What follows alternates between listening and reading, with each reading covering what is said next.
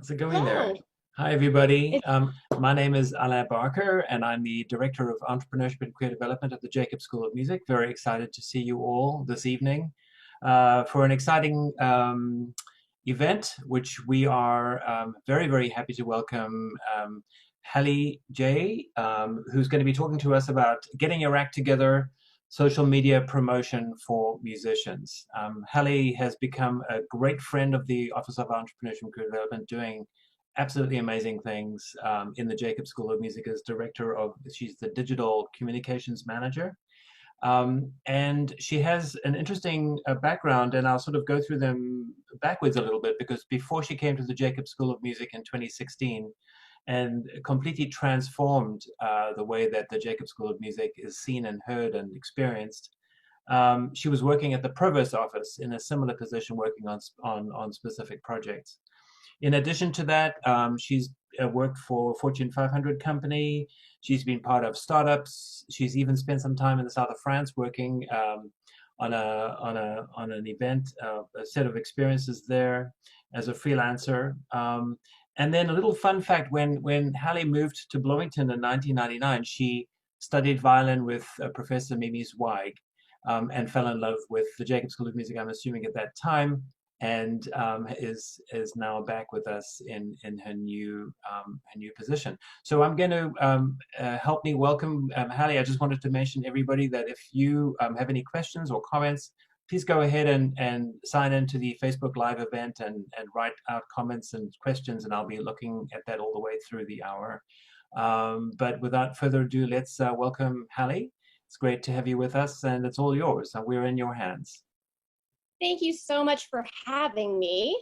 I very much appreciate this opportunity. This is really cool. I'm excited to share some information with everybody about social media promotion and specifically social media promotion for musicians, but this can definitely apply to anyone. So I hope that this ends up being fruitful, and hopefully it ends up being helpful to everyone. So before I get started, I wanted to first give you an overview of what this presentation will look like. We have an overview of what social media is, then we'll go into social media planning, how to do that, and then some examples that will support some of the stuff I've talked about along the way. So let's get started with our overview. So a lot of people want to know what social media is, and it's basically just a website that facilitates social networking. We're on one of them. There are a handful of enormous ones, and then there are hundreds of others. So let's look at some of those social media platforms. We're on Facebook. Facebook has 2.4 billion users. YouTube is at 2 billion. We're going to go down to Instagram at 1 billion. And then TikTok here is at 800 million. So there are a lot of people on social media, and there are a lot of opportunities for musicians on social media. I think it's important to realize this isn't going to go anywhere. This is here to stay, and it's just going to continue to develop more along the way. I think that that's something that some people have trouble wrapping their minds around, but it's not, putting effort into this is not for naught, basically. Let's look over here at some of the demographics that are on these different channels, because I think the first question is, what social channel are you going to concentrate on? There are so many of them. It can be so overwhelming.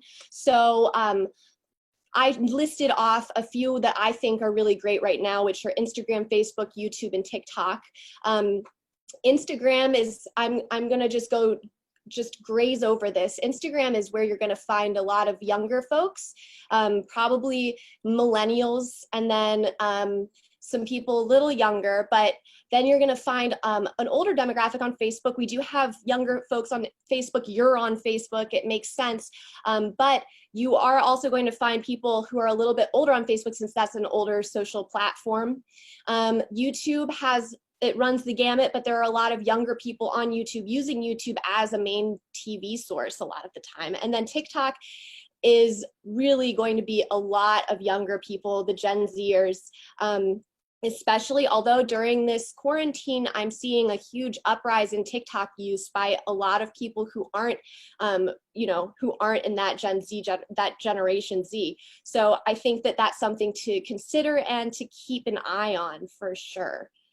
Okay, so we just finished up looking at some of the platforms and the rankings of those platforms. I want to look at some suggestions I have that are social media platforms for musicians that I think are pretty important. I've already sort of stated that TikTok is on the rise and that I see a lot of potential there for you to be creative, no matter what instrument you play, no matter what your background. I think there's a lot of avenues that you can take.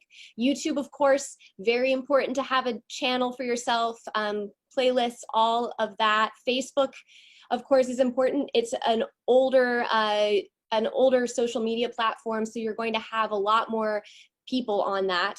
Instagram is really great. That's what we're going to be concentrating on in this specific presentation. And then Twitter is good too, because you can also have video, photo, and you can microblog on that. It's a great situation for updating thoughts, threads, things like that. And then SoundCloud and Spotify. My opinion is that Spotify is definitely the way to go, but SoundCloud is there as well for you to explore. So those are my suggestions. But where do you start? So I'm going to start out with just general tips, tricks, and tidbits that I have to suggest to you.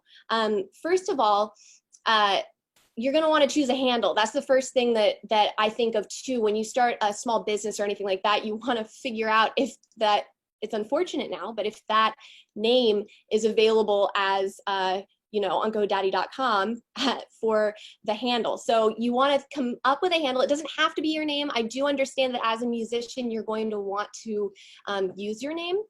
So if you're going to do that, then, and it's taken, think about ways in which you can kind of judge the whole situation, whether that's an underscore in between your first and last name or at the beginning or end of your name, or you put a period in there somewhere, some way to still use your name, because that's what I was going to say next is you want to consistently use this across platforms because that's how people are going to search for you. So that's very important.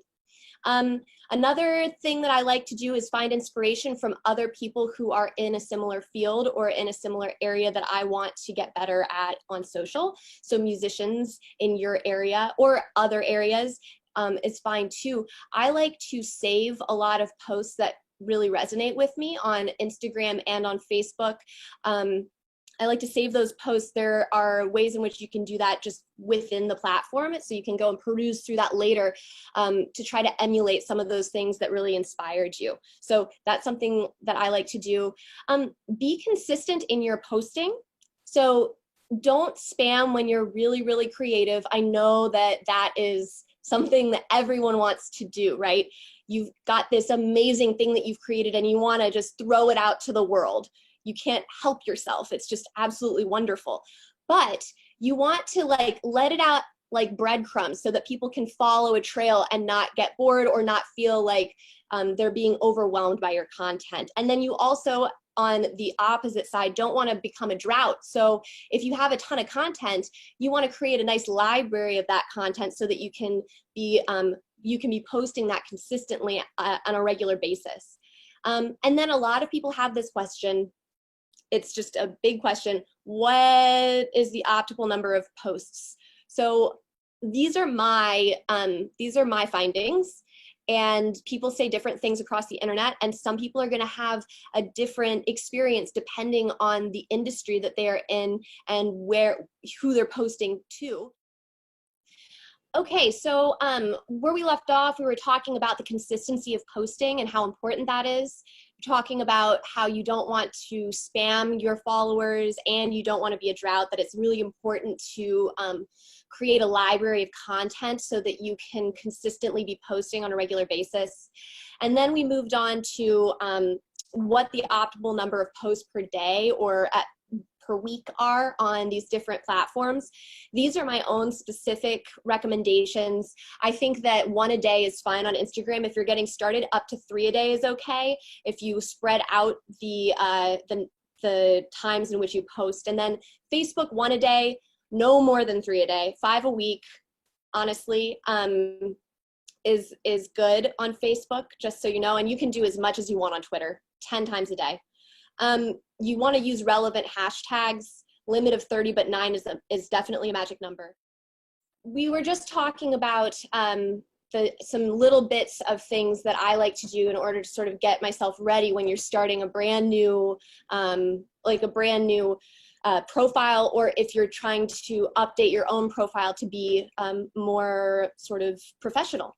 So first of all, I talked about a memorable handle. It doesn't have to be your name, but I do realize that your name is really important as a musician. So if that name is taken, something that I think a lot of people do in order to try to keep that and have it sound the same is put a period or dash or underscore in there, or well, more likely an underscore. I don't know that a dash is possible in Instagram, for instance, but you can do one at the beginning, at the end, in the middle, just to sort of trick it into letting you have that username. And then you want to be consistent across all your platforms. So you want to be consistent across, you know, your Twitter, your Facebook, your Instagram, your whatever, so that people can search for you. That's really the reason why. And then you want to be consistent, okay? So consistency is key in social media. You want to make sure that you aren't spamming people. You want to make sure that you aren't, you know, stopping altogether and just posting, you know, you were posting 3 times a week for 4 weeks and then suddenly you drop off the face of the planet and you just post once every other week. You will lose followers that way, I guarantee it. The optimal number of posts on Instagram is, from my own personal research, and people will say across the internet different things, is 1 a day. But when you're getting started, you can do up to 3 a day. On Facebook, I would suggest 1 a day. Just think about the fact that you're trying to be social and you're not trying to be annoying. So think about that, because the algorithm actually will push you down. If you are blasting people with a ton of posts, they will bring where you show up in someone's feed down because of that. So hashtags, good question. I don't know the answer to that question, and I don't think very many people do. It's from experimentation. The limit to the number of hashtags you can use in an Instagram post is 30 hashtags. There have been a bunch of experiments done, and I think it was Sprout Social or Hootsuite, I will have to look back at my notes, that said 9 is the magic number. I used to think it was 15, but then I saw this, and I personally think that having fewer, more specific hashtags is better than having a ton of hashtags that are irrelevant or that are just sort of mucking up the visual of your post. So that's part of it as well. I don't know if that answers your question. I don't know specifics about the algorithm. No one does, unfortunately, but that's just what I found. And then the other big thing is to create, and I think that this is the biggest thing, is to create or convert your personal profile in Instagram to a creator profile. Okay, so let's get into that really fast. There are 3 different types of profiles you can have in Instagram. There's the creator profile, there's the business profile, and then there's the personal profile. At the personal level, you can be private, and you have no access to most analytics, right? Once you become a creator or a business in there, you are able to access a whole slew of analytics that will help you promote your page and become much more savvy with what you're doing. So basically, the difference here is that a creator profile is better for public figures, content producers, artists like yourself, and influencers. Businesses are best for big sort of retailers, local businesses, brands, organizations, people who are going to be using Hootsuite or Sprout Social in order to post, because they have so much that they're posting, they can't possibly do it just with one person on their device. So the other thing that I wanted to touch base on is, if you have a business profile, you have to have it connected to a business page on Facebook. With the creator profile, you can have it connected to a page on Facebook, but you don't have to. That's a really big perk in my opinion. Then if you aren't ready to have a professional Facebook page, you don't have to create one right away. You can just have this creator profile, snag all those analytics, and then attach your Facebook profile when you're ready. So best practices for social media planning. This is just sort of an overview of what you really need to know in order to start planning. You want to develop clear objectives for your social media, because it's not just sort of, I'm going on vacation and then I'm petting my dog and then here's a flower. You want to have clear objectives. If that is an objective to just sort of showcase your life, then that's an objective. If you have other objectives, then you need to start thinking about those. Understand and monitor your metrics, which you can do once you have a creator profile or business profile. Know your audience. Understand where your target market is and where it hangs out online. So like I said before, you've got younger audiences on Instagram and older audiences on Facebook. So, so you want to select your messaging wisely. Who is going to be reading it? Who is going to be seeing it? And how are they going to be seeing it? So you want to have different content for different social platforms. And I guess I touched on that too here with the fourth one, which is communicate with your audience appropriately and do it frequently. So I wanted to touch, this is just another tidbit that I have found on Instagram, that in the first 10 minutes, if you can get up to like, I think 10 engagements, which is including comments. So you want to get 10 comments and then 10 engagements on your photo or video. And that can be comments from you and comments from someone else. So each time someone makes a comment and you respond, your response counts as a comment. If you can get 10 of those in the first 10 minutes or so, I think, you will be put onto Discover, which is another page in Instagram where people go to in order to peruse and find new people to follow, and you will be put on that page. So that's important to have content that really strikes a chord and makes people want to comment and engage. The other thing is that you want to respond to comments as quickly as possible and respond to direct messages. Because you are a business of one or a business of a few, you want to make sure that you are really connecting with everybody as you go along. So the first suggestion I have is to run a social audit. So select a time frame to run the audit in, whether that's a year, a month, the lifetime of the account. It's going to be difficult if you are starting from a personal profile, but it's worth it.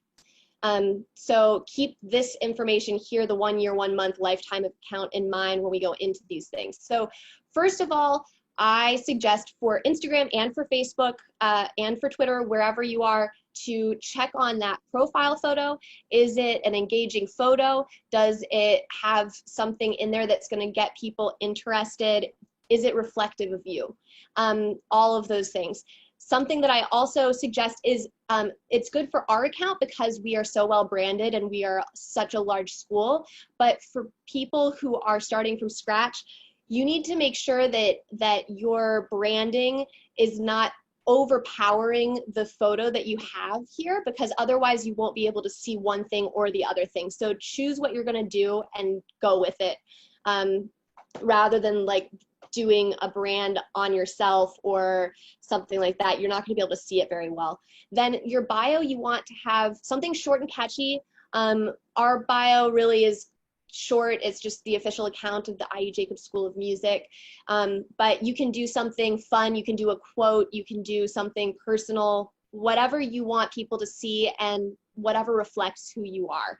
And then the next thing I'm going to talk about is the website and Linktree. So you can have your contact information with your website, with your email, excuse me, that's the email, website Linktree. You can have your either a website here, or what you can do is put a Linktree here. The reason why you would put a Linktree here is if you have multiple sites that you're directing people to. If you want just your website there, that's fine. You can have one address here. If you want to direct people to, you know, concerts or to different pages of places where you'll be performing to buy tickets, or to your website, what you should do is create a Linktree. You can go to linktree.com and you can create one for free. Then what you do is you put it into your Instagram page, and when it opens, you will have a list of different links that you can click on. So it's little squares, and you can title them whatever you want and have as many as you want in there. Finally, I want to just say keep your email address updated in there, because people do use the email button to contact people.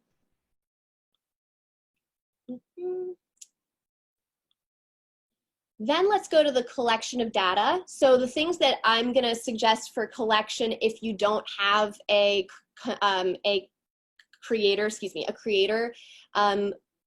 account, is these. So posts per week, your number of posts, your number of likes, number of comments, number of shares, sends per post. So you don't actually share in Instagram unless you have the reshare app. You can look at the number of sends that people have done, but I'm not sure, I don't know that you can do that unless you have a creator account. One other thing I'll point out is when you do switch over to a business or creator account, you won't have access to all the analytics prior. You'll have to start fresh with all of your analytics. So that's why turning yourself into a creator account as soon as possible is going to be highly recommended by me. Finally, I'm getting really specific here. You can run a SWOT analysis if you really want to be successful with your social and you have like specific things you want to do with it. Then I would suggest doing one of these analyses for it. And I did one musician specific. So let's say the strength that you have right now is that you have a dedicated social specialist. That's you. You're an expert in your field of study. You're super skilled in creating musical content. That's a big one. That's amazing. You are a 1-person or 2-person or 3-person content creating machine. Then weaknesses. Maybe you don't have very much content at this point. Maybe the content on your page is non-cohesive. And maybe another thing is that you have low quality recording equipment. That might be a weakness as well. You want to look at your opportunities here. There are opportunities to reach millennials and Gen Zers in these different areas. You know that that's really important to get a newer generation really interested in what you're doing. So that's an opportunity. You're a graduate or will be a graduate of the Jacobs School of Music, which means that you will have opportunities through the school, through your networking. That's another great opportunity. There are not that many competitors with you specifically on social media. So that is something to jump on as well. Threats. We've got an aging fan base, the market demand may not be as high, and there are other musicians out there. So those are the things to keep a balanced idea of what your social is doing for you and a way in which you can run a social audit. And at that point, you can decide whether or not, oh, I think that I'm doing pretty well, and I think I can just use this as motivation to keep going, or you can start completely from scratch. I think that it's something to really consider.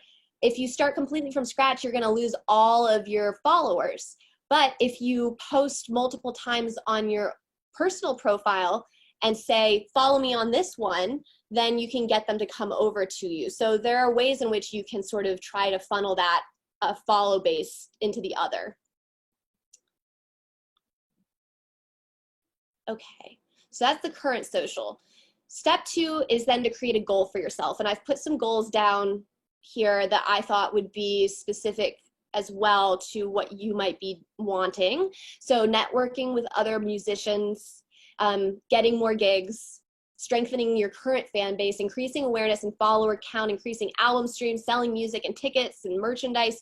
So these are all goals that can be accomplished with social media, and you can accomplish these goals without spending money on pay-per-click advertising. It's through consistent posting and through knowing your audience.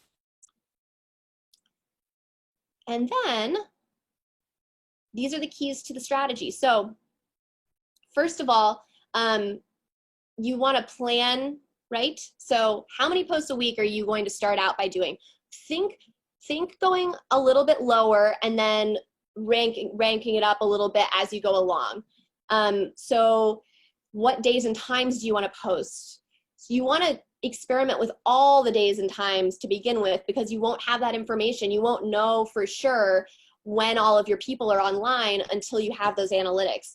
So things that I suggest doing would be to look up your niche online and see what people say the optimal times for posting, like the days and times for posting in that area are. You can find a lot of information just by Googling that. There are a lot of great blogs out there that can help. And then what kind of posts are you going to be doing? So how often are you going to post videos versus pictures? Are you going to do it just as it sort of comes along and you're organically creating these things? That's something to think about. And then are you going to post on the grid, the story, IGTV? Are you going to go live? Those are some things to think about. And those are some things that I wanted to touch base on.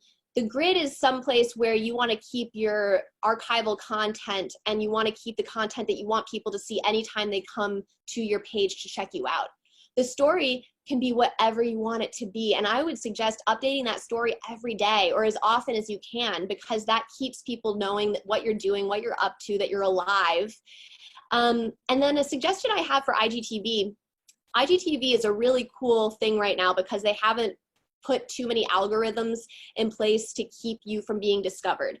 So you could create a mini series, for instance. If you play an instrument, you could create a mini series where you play something once a week, like Wednesdays, and it's you play something every Wednesday and you put it on IGTV, and it becomes a mini series that you do. And you can post about the mini series, letting people know that it's coming up and that you're doing it every Wednesday. And then you can do that. It will show up on your grid if you want it to, or you can just have it live in its own folder in your IGTV.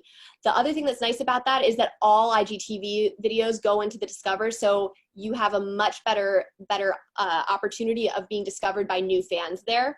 And then finally, live. I'm sure you all have seen on Instagram and on Facebook, people are going live a lot right now. And the reason you see it is because it shows up right at the top of your page. So stories and going live are great ways to just get in front of your audience. Even if they aren't looking for you, they're scrolling through. If you go live, it'll pop up, sometimes even as a notification on their phone. So maybe use it sparingly, but use it in a way that's tactful, and you'll be able to really weave that into your strategy. Then we have listen and engage. So that's incredibly important. You want to be as interactive as you can be. You want to keep up to date on the comments and posts, direct messages, like I said earlier. Follow other musicians, a ton of the other musicians, so that you can keep your pulse on, keep your finger on the pulse of your niche. So other ways you can do that, there are ways that you can listen in Twitter that you can look into. There are ways in which you can Google yourself. That's another listening. Another mode of listening is Googling yourself to see how people are talking about you online, along with other people. So that's something that I definitely recommend. Another thing that I like to do if you want to keep really listening to what's going on is follow some hashtags in Instagram. If you follow a hashtag in Instagram, the best or the most relevant of those posts will show up on your timeline as you're scrolling through. And so I think that that's something that you can definitely take advantage of if there's a very popular hashtag in your field and you want to keep on top of it. Finally, you want to create and entertain and expand. So you want to create new and relevant content regularly using your own brand or style. And that means figuring out what you want your stuff to look like, whether that means creating a filter that you use every single time you post something, or maybe every other post is black and white, or maybe you have your own style of how you set your camera up when you're playing your instrument. Think about that as you go along. As you scroll through your grid, see if you have something going on there, if you have kind of a style that you've already started, and then just really grab a hold of that and keep going with it. Then you want to make content that can be repurposed across platforms. So my suggestion would be to create long form videos, like playing something incredibly long, and then cut that down into bite-sized pieces and create little breadcrumb trails for yourself to a bigger event. Think about like the larger picture of a year, or think about the larger picture of a month, and see where you could post different little things all the way around, along to culminate in your recital or whatever that might be. That's something to take into consideration. And finally, I would suggest that you want to create shareable content, because that is important. That is how you reach more people. So think funny, emotional, and vivid. Those are all things that really describe viral content, and describe just like really good content that you want to consume. So those are some things that I would definitely suggest diving into a little bit.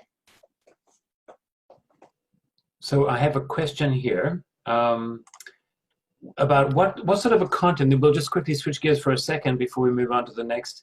What sort of content would you suggest musicians posting other than videos?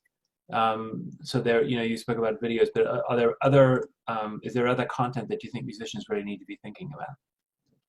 Yeah, so video is super strong right now, and it will be and continue to be, but there are other ways in which you can definitely mess around with sound and photography. There are ways in which you can just focus on photography. I mean, I have ideas for you to, for instance, what if you have videos and interspersed in there, you have every so often, you have a macro shot of your instrument, for instance.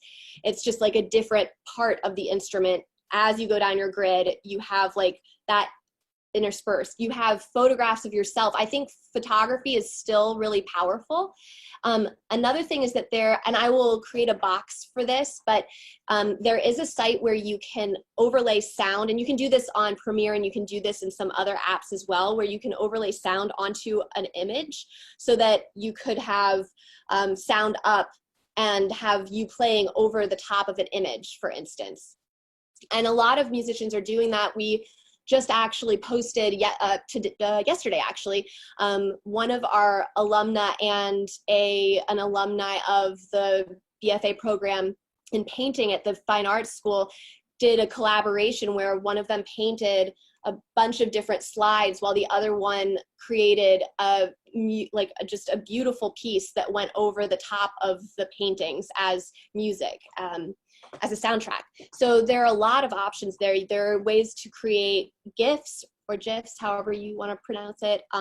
There are ways that you could do stop animation, but I do suggest that you start to experiment with video in some ways, because I do think that that is going to be a really great way for people to see you, understand your personality, and see how you play along with the other stuff. Great, thank you. Thank you so much. Okay. So finally, I just wanted to go through just a few of these examples from our own JSOM Instagram page, because I think that some of this will support what I was talking about in terms of creating content that is sort of surprising or funny or entertaining or educational. So first, this was our best post of 2019. And I wanted to give an example of this. This is what a business profile analytics looks like if you click on View Insights underneath it. With a creator profile, you get even more analytics. You can see your reach, and you can see a couple of other things, just so you know. But we had 657 likes, 10 comments, 12 saves. So you want to consider like saves and sends as being, I personally think, among the most important. If someone just likes something, that's like, if you're gonna weigh everything and prioritize, a like is like nothing. Someone can just double click and keep going. If someone comments, they took the time to write something. That should be thought of as being something important. But if someone like sends this or saves it for later, that means they really loved that content. So that, I think, is even more important and you'll know that than these two things. But I do believe that with these numbers rising, so will those numbers. Then we have this, I pulled this holiday celebration video from Instagram specifically because it was shot so low quality, but it still got 1,900 views, 349 likes, 11 saves. And I want you to keep that in mind, that you don't have to have the most amazing camera in the world to create something that's creative, fun, and touches people. I honestly think that there is a way to use handheld, less highly produced things and create something that people are going to actually, which will resonate with them even more, that they will connect with more. So that's why I shared this. And then this I'm sharing because it's, this was my favorite piece of content this year, specifically because I don't have a background in opera, and coming to the Jacob School of Music has taught me an incredible amount about it, but it actually, when I first came, I wanted to know more about the operas, and I felt like the best way for me, as somebody who is always like, my attention span is like that of a goldfish, I need something that's going to come to me really quickly and tell me what's going on and catch my attention. And so I wanted to create something, an opera in 60 seconds with sock puppets that told the story really, really quickly.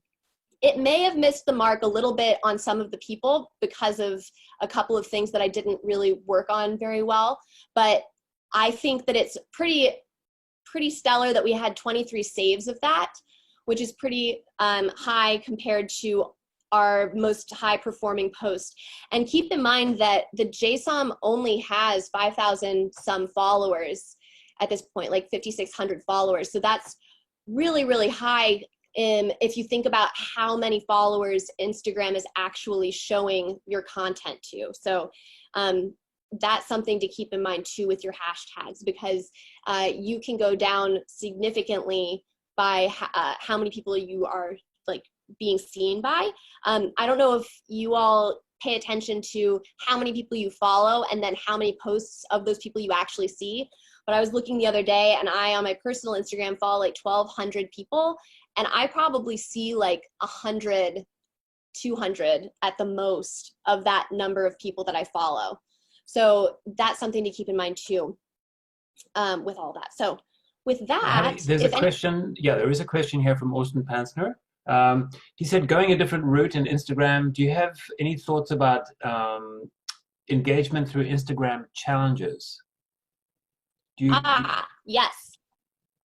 Yeah, so it depends on the challenge. Instagram can see through different things. I know Facebook can for sure. When I was working at a marketing firm, you couldn't use specific words in your post when you were doing a giveaway or competition, because they would know that you were using it in order to get yourself higher up in the algorithm. What I do suggest, though, for a challenge, I think a challenge is different than a giveaway, of course, because there's nothing that you're not sort of paying someone for their follow. I think that challenges and engagement are great, but that's an amazing way to get more engagement, because you're going to get people wanting to be a part of it and spreading it to other people and spreading it to other people, and it turns into a spider web.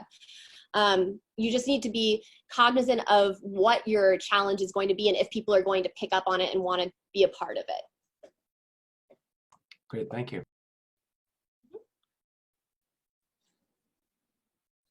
So I think that at this point I have gone through the this overview of social media marketing for musicians. If there is any interest later on, I would be happy to go deeper into different things with people. And if anyone has any questions, feel free to shoot me an email.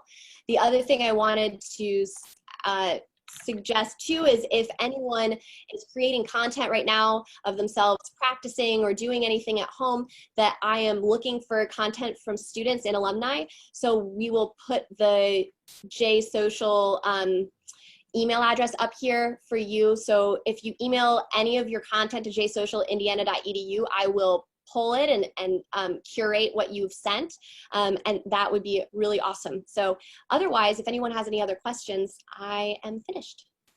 Fantastic. Well, here's a suggestion. We can all put ourselves on gallery view, and if anybody has a question, you can open your mic and open your camera and ask Hallie a question. Maybe I'll just go ahead and read this, and Hallie, you can respond. She said, I know several who have separated personal and business accounts on social media, which she thinks might work really well, so that you can keep the two sides separate in case you have an agent that handles your social media account. So wait, was there a question or did she just have it? Was Well, that a just suggestion? wondering whether there's a benefit if you have a relationship with somebody who represents you, whether it's a good idea to keep your personal and professional profiles away from each other. Oh, I think it depends on who you are and what your business is. So if you are like, your life is what you want to put out there and that is your business and that is kind of how you want to be seen, then I don't see the point in separating. But if you feel like for instance, I want to take a picture of this 4-leaf clover and it has nothing to do with anything else, but I still want to share it with my friends. Yeah, I think that creating a personal page, and you can flip back and forth. That's what I do with the JSOM social and others, is flip back and forth. You can switch profiles within the app. So that's definitely something to do, I think. And then how do you figure out good hashtags to use in Instagram? So there's an app, it's called Tag-O-Matic. And the way that it works is you can search related hashtags. So you can type in a hashtag that you know is popular in your area. So if I type in, I'll just do something here and see. Well, actually, I'm not on the internet, so this might take a while. Oh, here we go. So what you can do is put in, music is a very, very general hashtag. You want to get more specific. Like, I think there's probably some quarantine or quarantunes or something going on right now that you could put in. But this is giving me generalized hashtags that relate to music. So it's like music, art, hip hop, rap, artist, musician, I don't know. What you can do then is select all of those and it will let you copy and paste them directly into your Instagram post so that you don't have to type them all out. Another suggestion I have is once you find some hashtags that you like using each time, putting them into your notes so that you can just copy and paste them whenever you're doing that. And You're welcome. there was something called Tag-O-Matic. Yes. That's just one suggestion. There are probably others that you can find as well. Jimin, you asked whether or not all of this is going to be available so that you could catch the earlier part of the presentation, and the answer is yes. We will be post-producing this. We'll take away all the bits and pieces that we weren't able to anticipate and then post it for everybody to see. So yes, this will be reposted as an offering from the Office of Entrepreneurship and Career Development. Ooh, I see another question. What defines vivid content? Yeah, good question. I think that that's kind of an arbitrary kind of like, what does that really mean? I think that it just means something that is really splashy, something that is going to get your users' attention, and that can be so many different things. It's up to you to sort of decide what that means, but I do think that it means like a really interesting angle on something, or a really interesting way of playing something, or just out of the ordinary, and something that is just like really catches the eye in some way.